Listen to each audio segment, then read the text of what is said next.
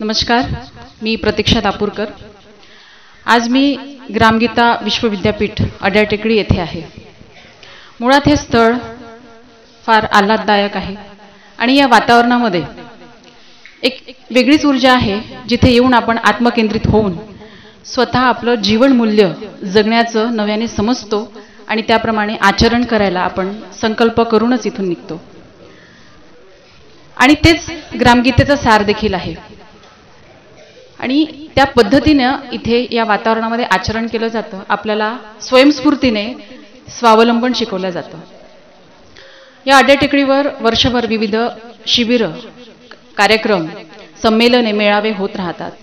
आता सध्याला गेल्या 14 दिवसापासून इथे 5 मे पासून जीवन शिक्षण शिबिर सुरू आहे। उद्या त्याचा समारोप आहे। दरवर्षी 5 मे ते 20 मे रोजी इथे जीवन शिक्षण शिबिर विद्यार्थ्यांसाठी आयोजित केलं जातं।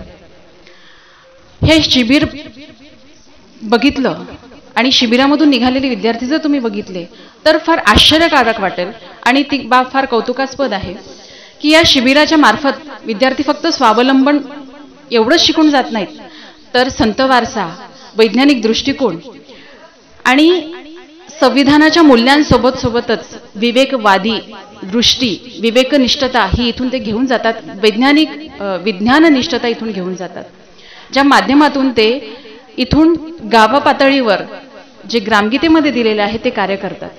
आणि एवढंच नव्हे तर इथे आलेला प्रत्येक विद्यार्थी या गोष्टींसोबतच साहसिक खेळ, मैदानी खेळ हे सुद्धा शिकतात, ज्याच्यामध्ये कराटे आहे, दांडपट्टा आहे, लाठीकाठी आहे, मनोरे बनविणे आहे, तलवारबाजी आहे, ह्या गोष्टी सुद्धा ते शिकतात। आणि समारोपाच्या दिवसाला म्हणजे 20 मे रोजी ते प्रात्यक्षिके आपल्याला दाखवतात।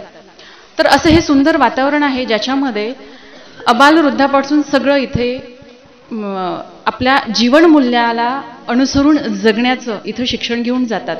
त्याच्यामुळे प्रत्येकाने इथे एकदा तरी येऊन या वातावरणाचा लाभ घ्यावा, कारण इथे भौगोलिक ज्या सुविधा आहे त्या सुद्धा नसताना आपण कसं जीवन जगू शकतो आणि समाधानी राहू शकतो हे इथे आपल्याला नक्कीच अनुभवायला मिळेल आणि त्याप्रमाणे आचरण करायला मिळेल। धन्यवाद।